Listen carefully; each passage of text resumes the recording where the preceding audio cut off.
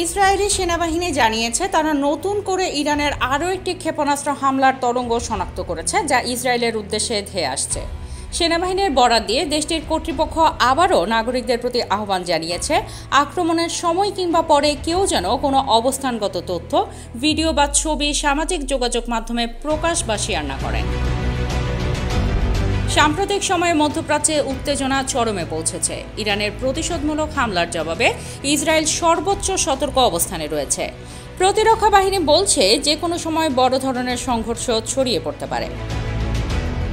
উল্লেখ্য, যুক্তরাষ্ট্র ইরানের 3টি গুরুত্বপূর্ণ পারমাণবিক স্থাপনায় ভয়াবহ বিমান হামলা চালানোর পর প্রতিক্রিয়া জানিয়েছেন ইরানের পররাষ্ট্রমন্ত্রী আব্বাস আরাকচি। তিনি যুক্তরাষ্ট্রকে আন্তর্জাতিক আইন লঙ্ঘনের অভিযোগে অভিযুক্ত করেছেন। এছাড়া ইরানের রাষ্ট্রীয় টেলিভিশনে জানানো হয়েছে, এখন থেকে প্রতিটি মার্কিন নাগরিক ও সামরিক সদস্যকে বৈধ লক্ষ্যবস্তু হিসেবে বিবেচনা করা হবে।